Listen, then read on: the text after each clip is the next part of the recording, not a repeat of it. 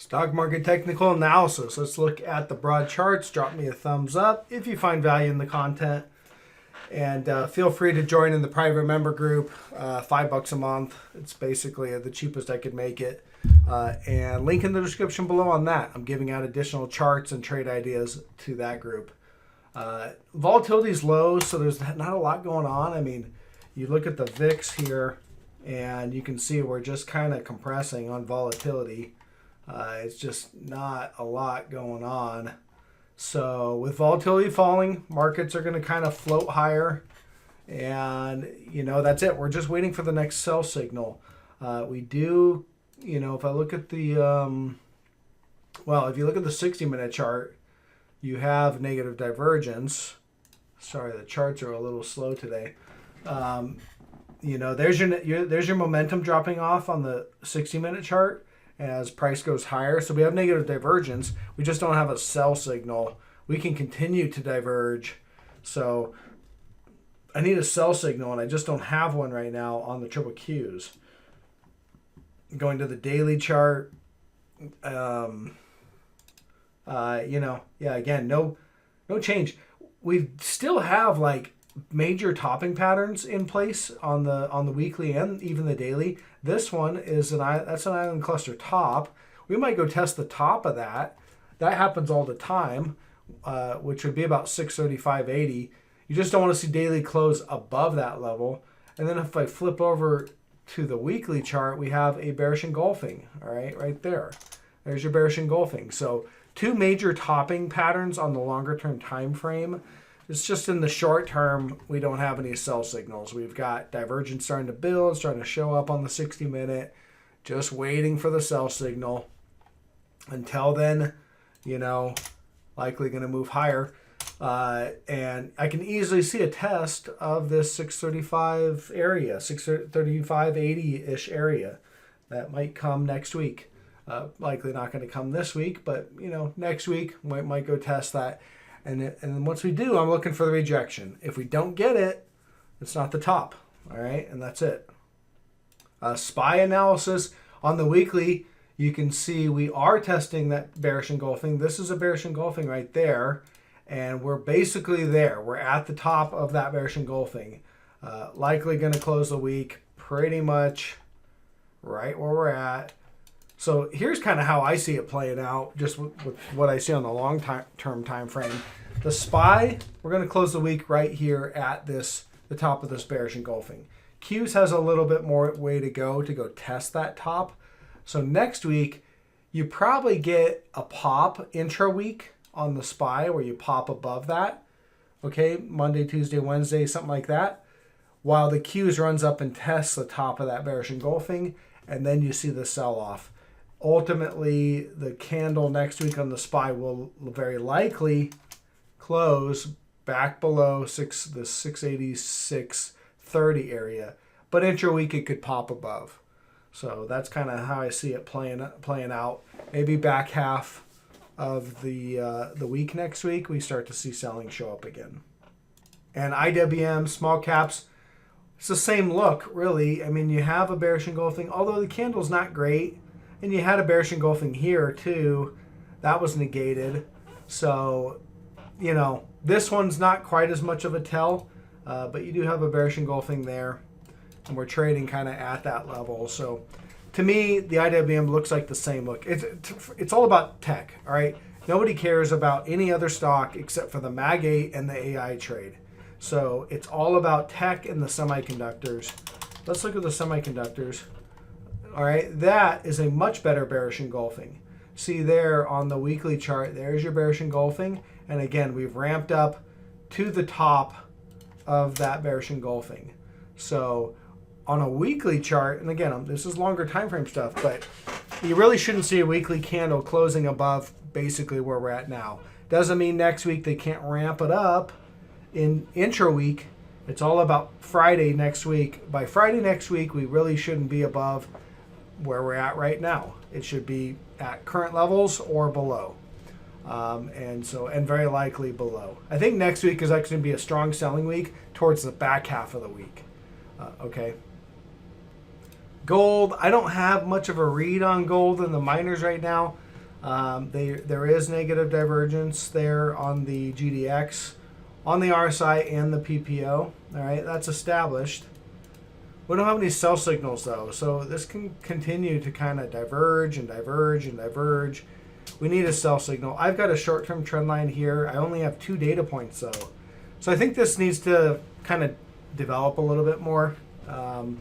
Maybe it needs to test this trend line again and put in another divergence and then trigger a sell signal. As of right now, I don't have much on a read on it, so I'm just kind of watching it, not really doing anything on gold.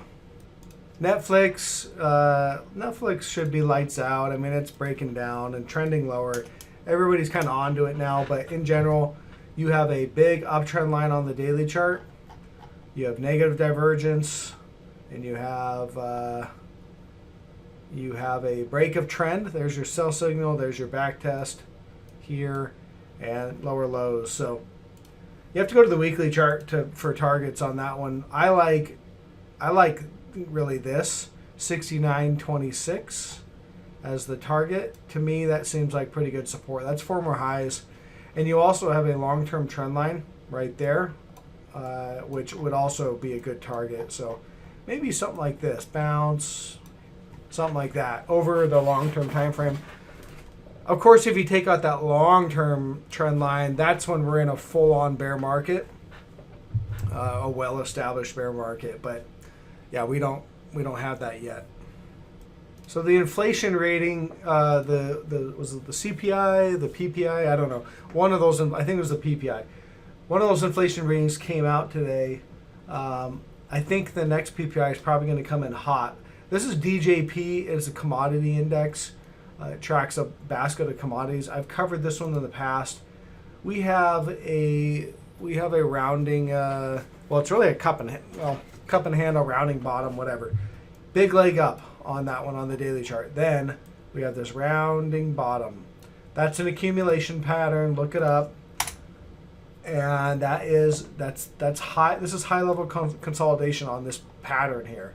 Now it could turn into a cup and handle. If it does that, you're going to get kind of a stall out here, and it's going to stall out for a little bit. Then it'll ramp forward. This looks just like gold did back in. Let me go to the weekly. See, just like gold.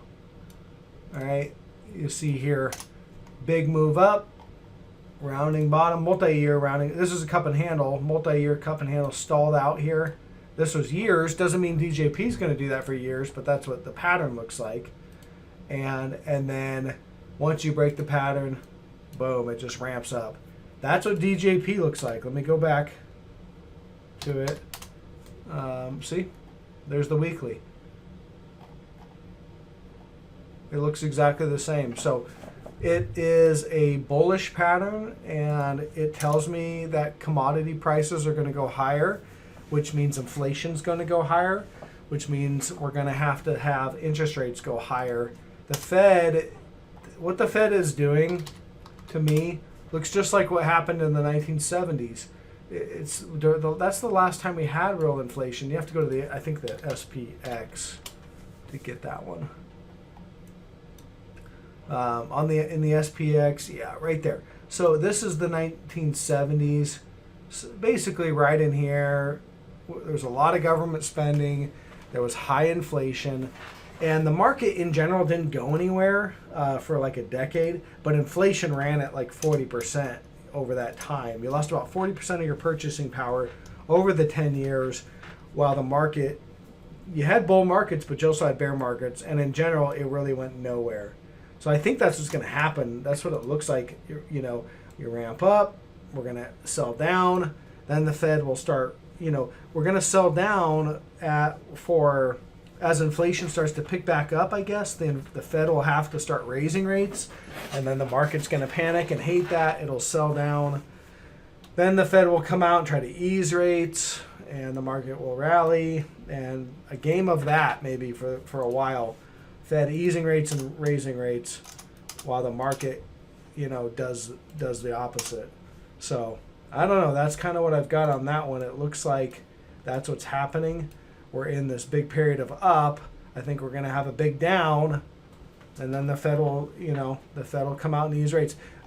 But inflation, we'll need to see inflation start to spike up again probably to get the Fed to raise rates. It's the reading was it's what 0.1% lower than expected, which is just the expected. It's like you can set that expectation wherever you want and then beat it, but at the end of the day, these are the commodity prices. This is the commodity index. So yeah, watch that. And again, I'm on a weekly chart, but I'll tell you who is watching the commodity prices, and that's the bond market. The bond market is very sensitive to inflation, and you'll see here on the 30-year, the TYX, we're trending up. All right, that's it. It's an uptrend. There's no arguing it. We have higher rates, and higher lows, trending higher.